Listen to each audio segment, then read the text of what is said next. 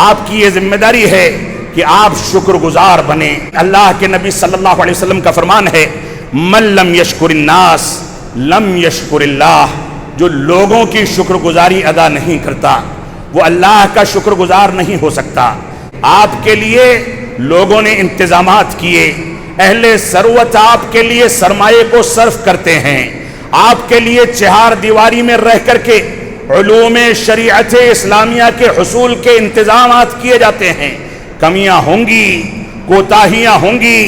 انتظامات میں کوتاہیاں ہوتی ہیں اور دھیرے دھیرے ان کو ختم کیا جاتا ہے، لیکن اس کا معنی یہ نہیں ہے کہ آپ ناشکرے بن جائیں۔ آپ کو شکر گزار بننا چاہیے۔ ادارے کی ایک ایک جائیداد، ادارے کا ایک ایک سامان، ادارے کی ایک ایک پراپرٹی، ادارے کا ایک ایک سرمایہ، یہ آپ کی بھی امانت ہے، ہماری بھی امانت ہے۔ اس کو نقصان نہ پہنچائیں، ادب و احترام کے ساتھ استعمال کریں، اس نیت کے ساتھ استعمال کریں کہ آنے والے سالوں میں آپ ہی جیسے غریب اور نادار بچے مختلف خاندانوں کے چشم و چراغ آ کر کے ان چیزوں کو استعمال کریں گے۔ اگر آپ نے احترام اور مکمل سلامتی کے ساتھ ان چیزوں کو استعمال کیا ہے تو یہ چیزیں بھی آپ کے لیے صدقہ جاریہ ہیں۔ اس وجہ سے شکر گزار بنیں۔ ماضی میں ہمارے اسلاف کی تاریخ کو پڑھیں، اور ضمناً میں ذکر کر دوں اسی ادارے کے بانی میرے والد گرامی علامہ عبدالحمید صاحب رحمانی رحمۃ اللہ علیہ، مجھ کو یاد ہے کہ بچپن میں ہم کو بتایا کرتے تھے کہ جب وہ پڑھتے تھے رہائش ہاسٹل میں ہوتی تھی تو ایک جوڑا کپڑا ہوا کرتا تھا، غسل کرنا ہے، کپڑا دھونا ہے تو کرتے کا تہبند بنا لیا، پیجامے کو دھو لیا، پیجامے کو سکھا کر کے پہن لیا، کرتے کو دھو لیا، اور اس کے بعد اسی سے پورا سال کام چلا کرتا تھا۔ ان لوگوں نے یہ قربانیاں دیں، تب جا کر کے ہم بڑے آرام کے ساتھ بیٹھ کر کے صحیح بخاری کا درس لیتے ہیں، صحیح مسلم کی کتابوں کو آرام سے پنکھا چلتی کلاسوں کے اندر پڑھتے ہیں۔ ہماری ذمہ داری ہے کہ ہم ان چیزوں کی قدر کریں اور اپنے اسلاف کے شکر گزار بنیں۔ الحمد لله نحمده ونستعينه ونستغفره ونعوذ بالله من شرور أنفسنا ومن سيئات أعمالنا، من يهده الله فلا مضل له ومن يضلل فلا هادي له، وأشهد أن لا إله إلا الله وحده لا شريك له، وأشهد أن محمدًا عبده ورسوله، أما بعد فإن خير الحديث كتاب الله، وخير الهدي هدي محمد صلى الله عليه وسلم، وشر الأمور محدثاتها، وكل محدثة بدعة، وكل بدعة ضلالة،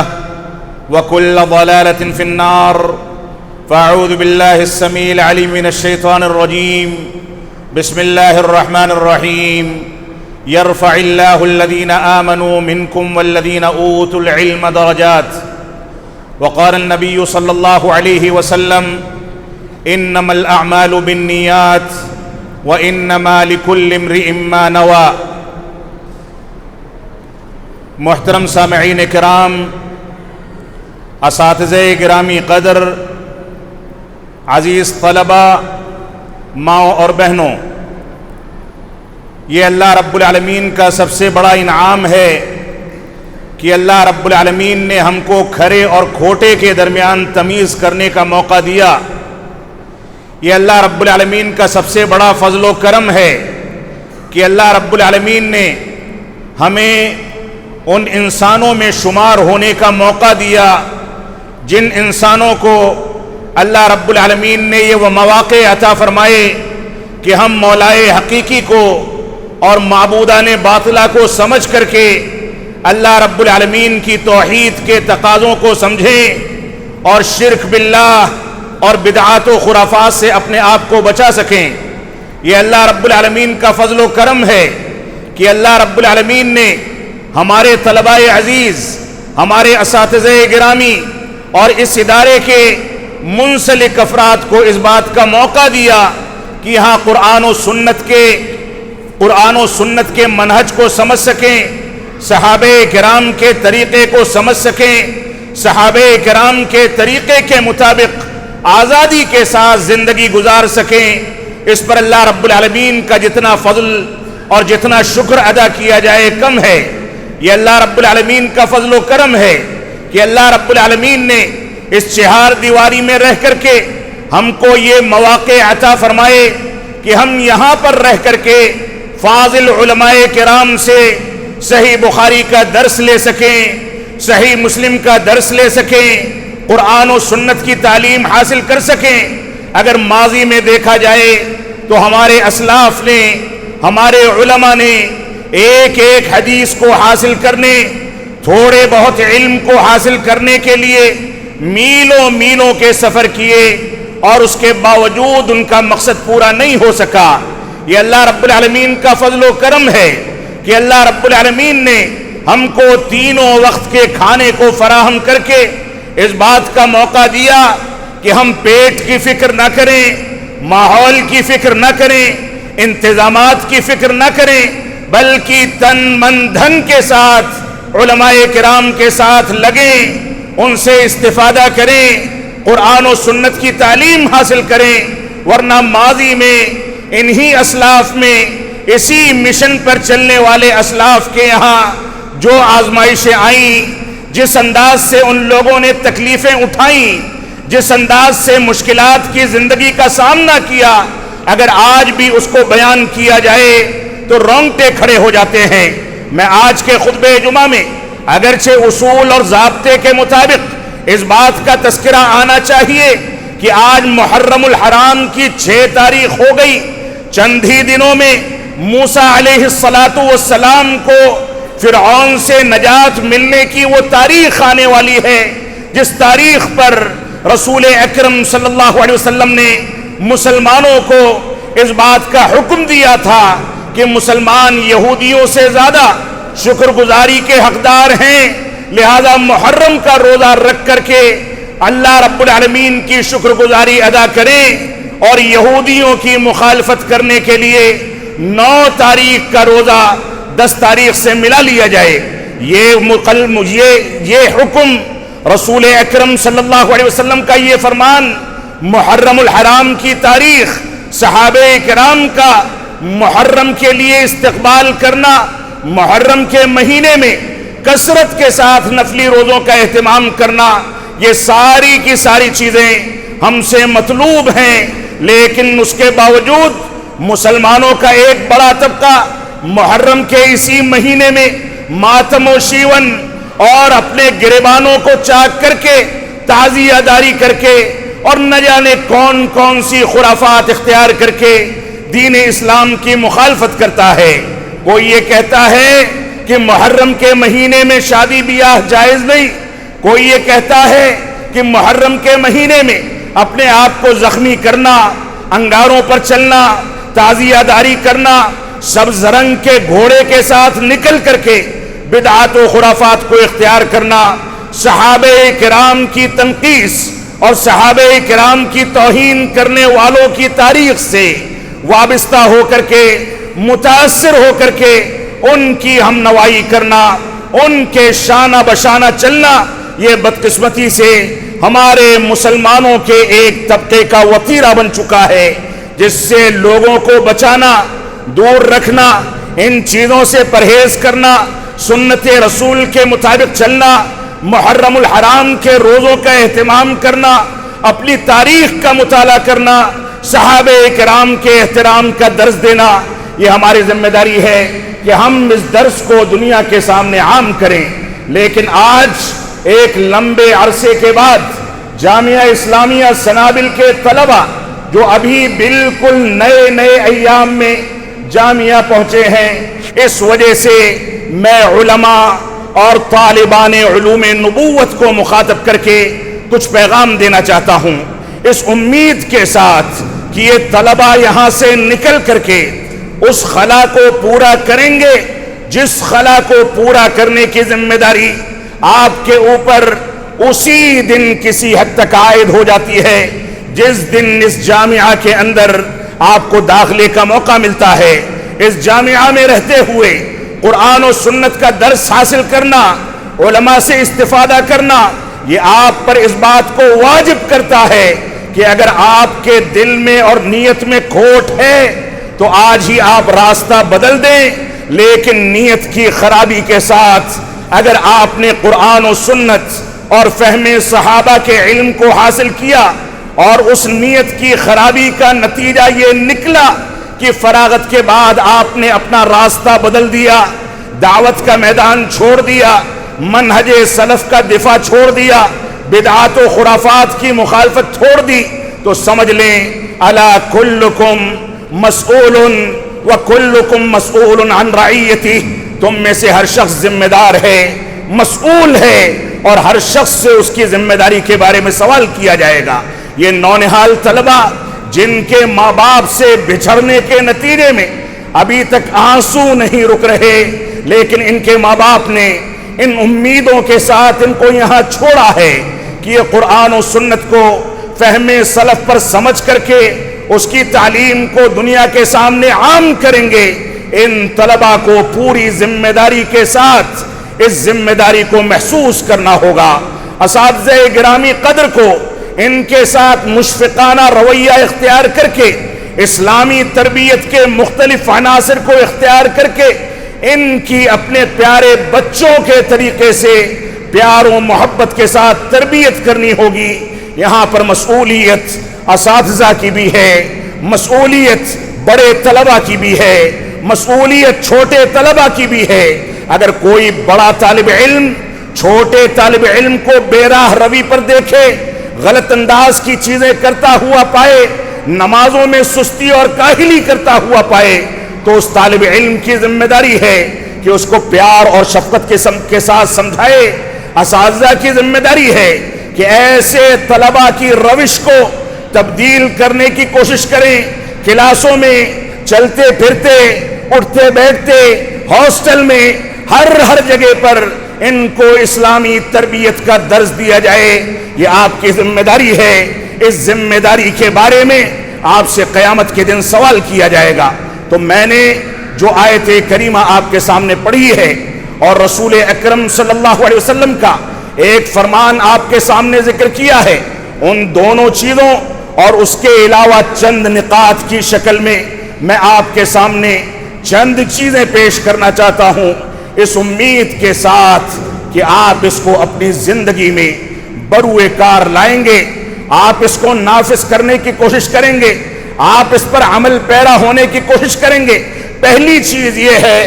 عزیز طلبہ اور اساتذہ گرامی قدر کہ اپنے دلوں میں اخلاص پیدا کریں۔ اللہ رب العالمین نے ہمیں اخلاص کو اختیار کرنے کا حکم دیا۔ رسول اکرم صلی اللہ علیہ وسلم کا فرمان ہے انما الاعمال بالنیات وانما لکل امرئ ما نوى، اعمال کا دار و مدار نیتوں پر ہے۔ انسان جس چیز کی نیت کرتا ہے اسی چیز کا پھل اس کو ملتا ہے۔ آپ نے اگر آج اپنے دلوں میں یہ عزم کر لیا کہ ہم قرآن و سنت کو اس بنیاد پر اختیار کرنے کے لیے یہاں آئے ہیں کہ ہمیں دنیا کی اصلاح کرنی ہے، دنیا کو شرافت کا، انسانیت کا درس دینا ہے، دنیا کو قرآن و سنت کا اور فہم سلف کا درس دینا ہے، تو ایسی صورت میں اللہ رب العالمین کی جانب سے آپ کے لیے اس راستے کو آسان کر دیا جائے گا۔ تو اللہ رب العالمین نے ہمیں اخلاص کو اختیار کرنے کا حکم دیا۔ اللہ کے نبی صلی اللہ علیہ وسلم فرماتے ہیں من تعلم علما مما يبتغى به وجه الله لا يتعلمه الا ليصيب به عرضا من الدنيا لم يجد عرف الجنة يوم القيامة۔ فرمایا، ابو داؤد کی صحیح روایت ہے، علامہ البانی رحمت اللہ علیہ نے صحیح الجامع میں ذکر فرمایا کہ جو شخص کوئی علم سیکھتا ہے اور وہ جانتا ہے کہ اس علم کو رب کائنات کی رضا مندی کے لیے حاصل کیا جانا چاہیے، وہ جانتا ہے کہ اس علم کو آخرت کی کامیابی کے لیے حاصل کیا جانا چاہیے، اس کے باوجود وہ دنیا داری کے لیے اس علم کو حاصل کرے، دنیاوی غرض کی تکمیل کے لیے اس علم میں مشغول رہے، تو ایسی صورت میں رسول اکرم صلی اللہ علیہ وسلم فرماتے ہیں اس کو جنت کی خوشبو اور جنت کا راستہ نہیں ملنے والا ہے، وہ جنت کا مستحق قرار نہیں پائے گا، کیونکہ اس نے کتاب اللہ، سنت رسول اللہ اور فہم صحابہ کے ساتھ بدنیتی کر کر کے کھلواڑ کیا ہے۔ اس نے اس علم کو اپنے غرض اور اپنے مقصد کے لیے اختیار کیا، جبکہ اس کو رب کائنات کی رضامندی کے لیے اس کو اختیار کرنا تھا۔ اللہ کے نبی صلی اللہ علیہ وسلم فرماتے ہیں من طلب العلم لیباہی بہ العلماء او لیماری بہ السفہاء او لیصرف بہ وجوہ الناس الیہ فہو فی النار۔ یہ بھی صحیح الجامع کی روایت ہے، ابن ماجہ میں موجود ہے۔ فرمایا اللہ کے نبی صلی اللہ علیہ وسلم نے جس نے علم شریعت کو، قرآن و سنت کے علم کو، اسلامی علوم کو اس وجہ سے حاصل کیا کہ لوگوں کے درمیان، علماء کے درمیان فخر و مباحات کرے گا، علماء پر سبقت لے جانے کی کوشش کرے گا، علماء کے سامنے بحث و مباحثہ کرے گا، لوگوں کے سامنے گھمنڈ کرے گا، فخر و مباحات کرے گا، اور یہ ثابت کرنے کی کوشش کرے گا کہ مجھ سے بڑا عالم کوئی نہیں۔ اور اسی طریقے سے جس نے علم شریعت کو اس وجہ سے حاصل کیا کہ جاہلوں اور بے وقوفوں اور سفہاء کے درمیان لڑائی جھگڑے پیدا کرے، بحث و مباحثہ کرے، لوگوں سے مناظرہ کرے، لوگوں کے سامنے اس طرح کی باتیں رکھے کہ جس کی وجہ سے وہ اپنی شہرت چاہتا ہو، بحث و مباحثہ کرنا چاہتا ہو، لڑائی جھگڑا کرنا چاہتا ہو، تو اللہ کے نبی صلی اللہ علیہ وسلم فرماتے ہیں، آگے فرماتے ہیں، یا اس وجہ سے علم شریعت حاصل کیا کہ لوگوں کی توجہ اپنی جانب مبذول کر لے، لوگ یہ کہیں کہ یہ بہت بڑا عالم ہے، لوگ یہ کہیں کہ یہ بہت بڑا قاری ہے، لوگ یہ کہیں کہ یہ بہت بڑا خطیب ہے، لوگ یہ کہیں کہ یہ بہت بڑا فقیہ و ادیب ہے۔ اس وجہ سے اگر اس نے علم شریعت کو حاصل کیا ہے تو اللہ کے نبی صلی اللہ علیہ وسلم فرماتے ہیں فَهُوَ فِي النَّارِ، یہ بھی جہنمی ہے، کیونکہ اس کی نیت میں بھی کھوٹ پائی جاتی ہے۔ تو عزیز طلبہ، ہماری ذمہ داری یہ ہے، پہلی ذمہ داری یہ ہے کہ ہم اپنے دلوں میں اخلاص پیدا کریں۔ قرآن و سنت کی تعلیم کو حاصل کرنے سے پہلے ہم اپنی نیتوں کو صاف کر لیں۔ اور اگر کچھ طلبہ ایسے ہیں جو دنیا داری کے لیے یہاں آئے ہیں، جن کو نہ نمازوں سے مطلب ہے، نہ قرآن و سنت کے احترام سے مطلب ہے، نہ ادارے کے نظام سے مطلب ہے، نہ اساتذہ کے احترام سے مطلب ہے، تو ایسے طلبہ کو یا تو اپنی نیتیں درست کر لینی چاہیے یا ادارہ چھوڑ کر کے دنیا داری میں مشغول ہو جانا چاہیے، کیونکہ یہ گھاٹے کا سودا ہے۔ اگر آپ کو آخرت میں آپ سے سوال کر لیا گیا تو آپ کے پاس جواب نہیں ہوگا۔ تو پہلی بنیادی چیز یہ ہے کہ اپنے اندر اخلاص پیدا کریں، عبادات کی پابندی کریں، صلاۃ فجر میں بغیر بیدار کیے ہر طالب مسجد کے اندر پہلی صف میں دوڑنے اور پہنچنے کی دوڑ میں مشغول نظر آئے۔ جب اخلاص ہوگا تو عبادات میں نکھار پیدا ہوگا، جب اخلاص ہوگا تو نمازوں کی پابندی ہوگی، جب اخلاص ہوگا تو اساتذہ کا احترام ہوگا، جب اخلاص ہوگا تو صحیحین اور دوسری دواوین سنت کی کتابوں کے مطالعے کے نتیجے میں ہماری زندگی میں نکھار پیدا ہوگا، صلاحیت پیدا ہوگی، صالحیت پیدا ہوگی، اور یہ دونوں چیزیں شریعت اسلامیہ میں مطلوب ہیں۔ عزیز طلبہ، ہماری دوسری ذمہ داری یہ ہے کہ ہم اپنے والدین، اپنے اساتذہ اور علماء کی قدر کریں، اپنے مقام کو سمجھیں، اپنی حیثیت کو سمجھیں، یہ سمجھ لیں کہ رب کائنات نے آپ کو ساری دنیا سے منتخب کر کے اپنے دین کے لیے منتخب فرمایا ہے۔ رب کائنات نے ساری دنیا سے نکال کر کے آپ کو قرآن و سنت کی تعلیم کے لیے منتخب فرمایا ہے۔ آپ کا مقام ایک عام آدمی جیسا مقام نہیں ہے۔ آپ کو اپنے مقام کو، اپنی عظمت کو، اپنی فضیلت کو سمجھنا چاہیے۔ اللہ رب العالمین کا فرمان ہے یرفع اللہ الذین آمنوا منکم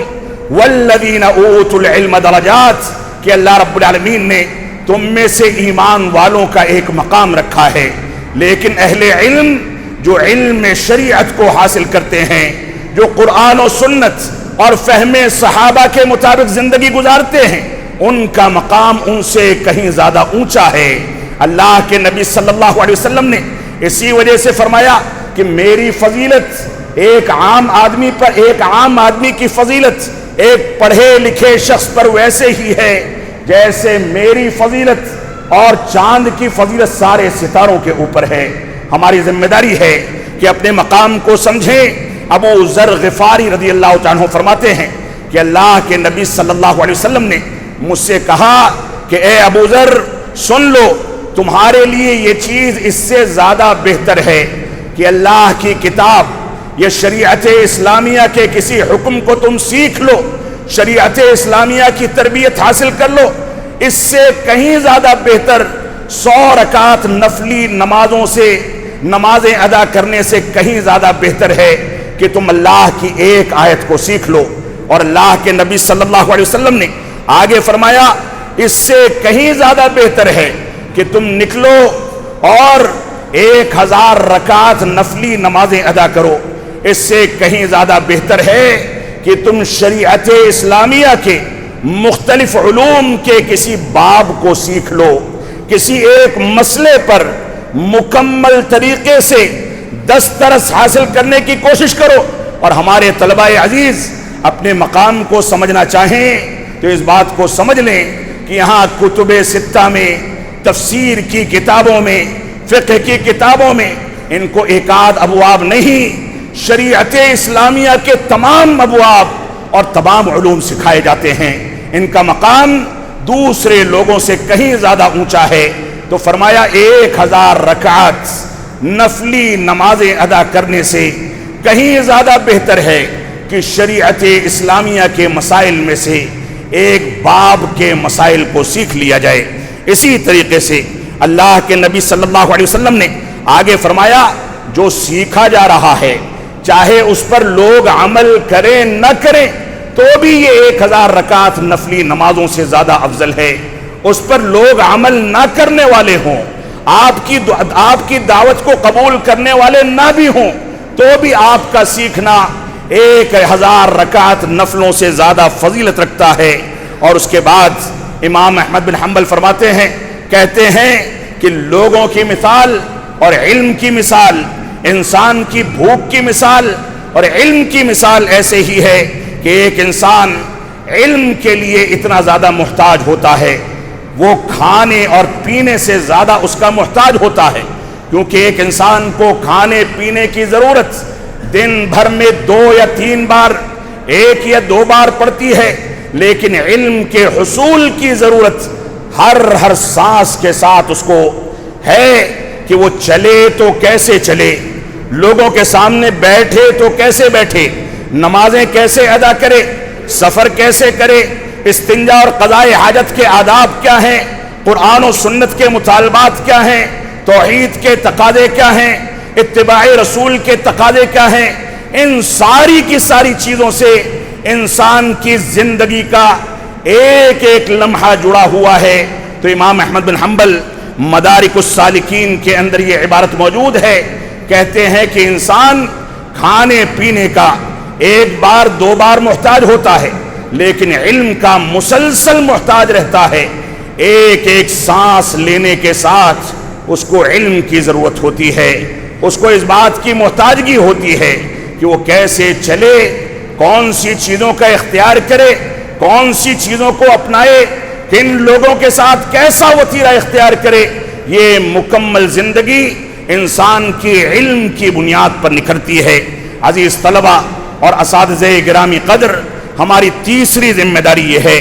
کہ ہم اپنے اندر منہج کی پختگی اختیار کریں، اس بات کو سمجھیں کہ موجودہ دور میں صحابہ کرام کی تنقیص کرنے والے بھی آج مسلمانوں کی صفوں میں سب سے آگے نظر آتے ہیں۔ اس بات کو سمجھیں کہ صحابہ کرام کے خلاف باتیں کرنے والے، اسلام کی بنیادوں کو ملیہ میٹ کر کے کھودنے والے، کھوکھلا کرنے والے، آج ان کو ہم سے بڑا مسلمان سمجھا جاتا ہے۔ اور اللہ کے نبی صلی اللہ علیہ وسلم نے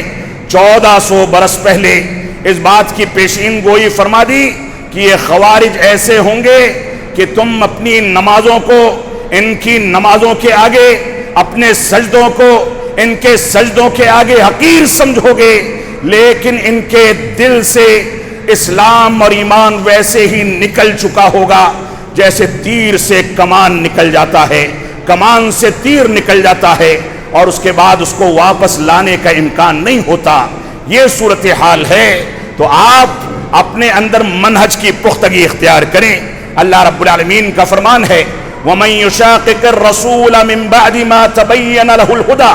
وَيَتَّبِعْ غَيْرَ سَبِيلِ الْمُؤْمِنِينَ نُوَلِّهِ مَا تَوَلَّى وَنُصْلِهِ جَهَنَّمَ وَسَاءَتْ مَصِيرًا۔ اللہ رب العالمین نے فرمایا جس نے اللہ کے نبی صلی اللہ علیہ وسلم کے راستے کے علاوہ اور مومنوں کے راستے کے علاوہ راستے کے واضح ہو جانے کے بعد دوسرے راستوں کو اختیار کیا تو ہم اس کو اسی راستے پر چلا دیتے ہیں۔ وَنُصْلِهِ جَهَنَّمَ اور اس کو جہنم رسید کر دیتے ہیں۔ وَسَاءَتْ مَصِيرًا یہ بہت برا ٹھکانہ ہے۔ یہ مومنوں کا راستہ جو توحید کی تعلیم دینے والا راستہ ہے، یہ مومنوں کا راستہ جو اتباع رسول اور صحابہ کرام کے احترام کا راستہ ہے، اس راستے پر چلنے والے جب اس راستے پر چلتے ہیں تو ماتریدیت کے راستے سے، رافضیت کے راستے سے، خوارج کے راستے سے، بے راہ روی کے راستے سے، غلط فہمی کے راستے سے اور دین اسلام سے الگ لے جانے والے تمام راستوں سے بچتے ہوئے اپنے دامن کو بچاتے ہیں اور تقوی اور پرہیزگاری اختیار کرتے ہیں۔ ان کی ذمہ داری ہے کہ اپنے اندر منہج کی اصالت پیش کریں۔ اللہ کے نبی صلی اللہ علیہ وسلم کا فرمان ہے لا تزال طائفة من امتی ظاہرین علی الحق لا یضرهم من خذلهم حتى یأتی امر اللہ وهم كذلك۔ صحیح مسلم کی روایت ہے کہ اللہ کے نبی صلی اللہ علیہ وسلم نے پیشین گوئی فرمائی کہ میری امت میں ایک گروہ ہمیشہ ایسا رہے گا جو حق پر باقی رہے گا، اس کو نقصان پہنچانے والے نقصان نہیں پہنچا پائیں گے اور اس کے خلاف سازشیں کرنے والے سازشوں میں کامیاب نہیں ہو پائیں گے۔ شرط یہ ہے کہ وہ قرآن و سنت کے مطابق زندگی گزارے، شرط یہ ہے کہ وہ قرآن و سنت کے مطابق چلے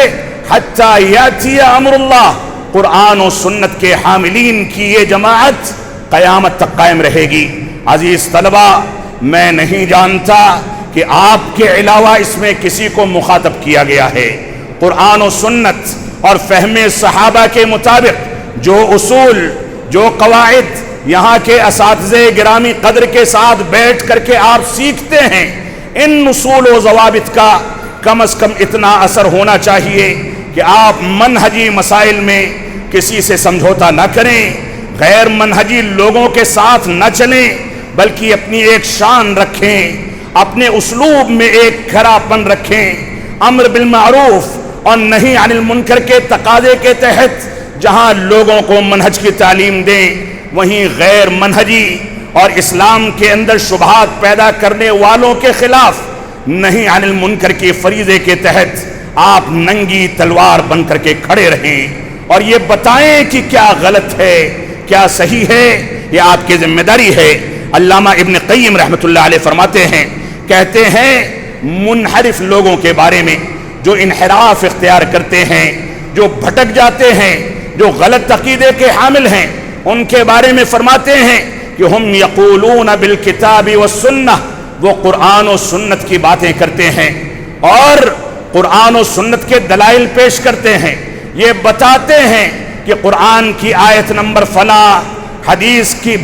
باب نمبر فلاں اور حدیث نمبر اتنا، اس کے اندر اس طرح کی باتیں کہی گئی ہیں، ایسی باتیں کہی گئی ہیں، لیکن انحراف کی علامت تو سنیں۔ فرمایا کہ منحرف افراد، بھٹکے ہوئے لوگ قرآن و سنت کی باتیں کرتے ہیں، وَلَكِنْ يُخَالِفُونَ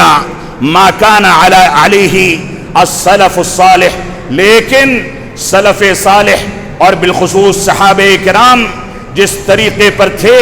اس طریقے کی وہ لوگ مخالفت کرتے ہیں۔ اور اس کے بعد انہوں نے آیت کریمہ کی تلاوت فرمائی وَمَن يُشَاقِقِ الرَّسُولَ مِن بَعْدِ مَا تَبَيَّنَ لَهُ الْهُدَى وَيَتَّبِعْ غَيْرَ سَبِيلِ الْمُؤْمِنِينَ نُوَلِّهِ مَا تَوَلَّى وَنُصْلِهِ جَهَنَّمَ۔ فرمایا یہاں مومنوں سے مراد صحابہ کرام کا راستہ ہے، اور صحابہ کرام کے راستے سے ہٹ کر کے جو بھی کوئی راستہ اختیار کرے گا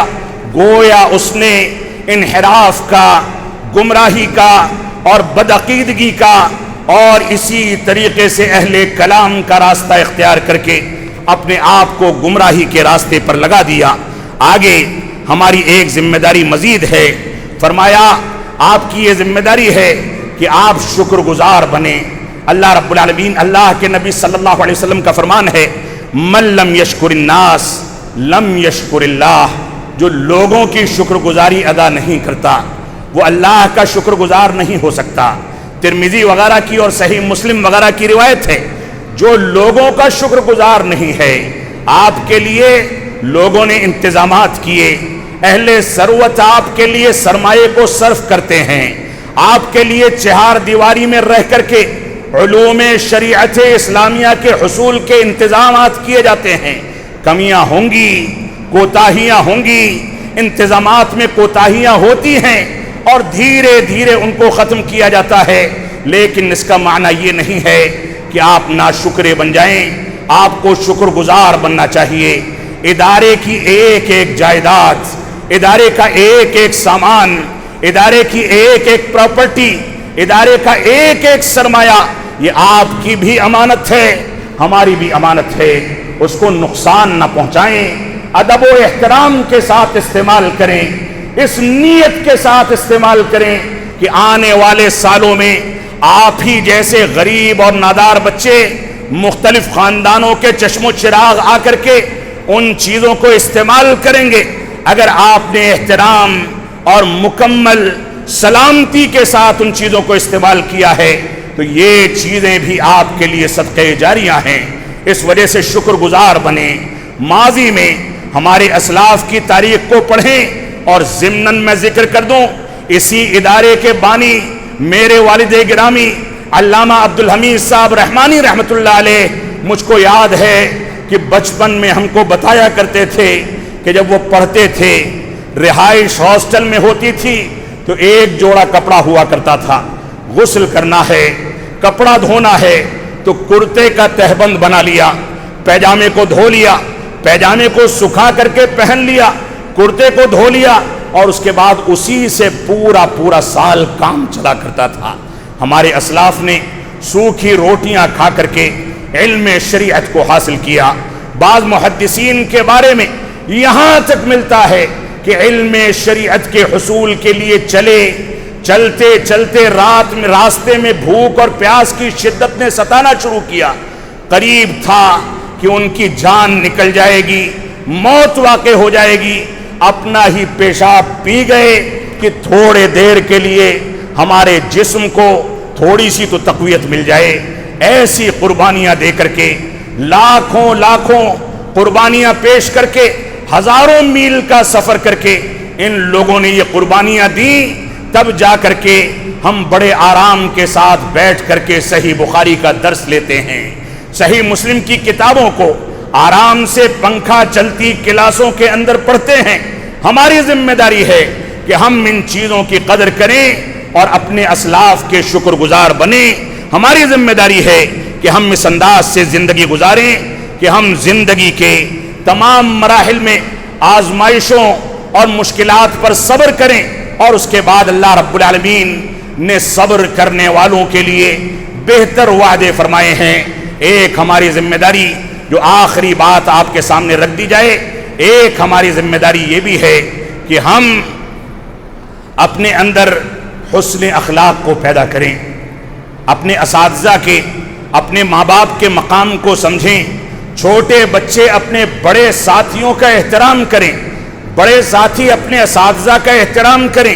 ادارے کے نظام کا احترام کریں۔ جب یہ احترام نیچے سے اوپر تک ہوتا ہے تو اس کے ثمرات خوشنما ہو کر کے سامنے آتے ہیں۔ ہماری ذمہ داری ہے کہ ہم اس روایت پر غور و تدبر کریں جس میں رسول اکرم صلی اللہ علیہ وسلم نے فرمایا، بعثت لأتمم مکارم الاخلاق، مجھ کو اس دنیا کے اندر اس وجہ سے بھیجا گیا تاکہ اخلاقیات کی تمام تعلیمات کی تکمیل کر دوں۔ آپ بھوکے رہتے تھے، پیاسے رہتے تھے، پیبند لگے کپڑے پہنا کرتے تھے، بھوک کے نتیجے میں روزے کی نیت کر لیا کرتے تھے، لیکن کبھی دین اسلام کی کسی تعلیم پر آنچ آ جائے، نہ آپ نے گوارا کیا، نہ آپ کے ساتھیوں نے گوارا کیا، نہ صحابہ کرام نے گوارا کیا، نہ اسلاف امت نے گوارا کیا۔ ہماری ذمہ داری ہے کہ ہم نمازوں کے پابند بنیں۔ ہمارے اساتذہ کرام کی ذمہ داری ہے کہ اگر ان کے یہاں بھی شرعی احکام و مسائل کی پیروی میں کسی انداز کی سستی اور کاہلی ہے تو اس سے توبہ کر کے اپنے رشتے کو مسجد سے مضبوط کریں، بلا کسی عذر کے مسجدوں سے غائب رہنا شیخ عبدالعزیز بن عبداللہ بن باز رحمۃ اللہ علیہ کے فتوے کے مطابق یہ نفاق کی ایک علامت ہے۔ اللہ رب العالمین ہم کو نفاق سے، ہر قسم کی بے راہ روی سے بچتے ہوئے زندگی گزارنے کی توفیق عطا فرمائے۔ ہم جب تک جئیں تب تک اسلام پر جئیں، جب ہمارا خاتمہ ہو تو ایمان پر ہو۔ بارک اللہ لنا ولکم فی القرآن المجید ونفعنی وإیاکم بالآیات والذکر الحمید انہ تعالی جواد کریم ملک بر الرؤوف الرحیم۔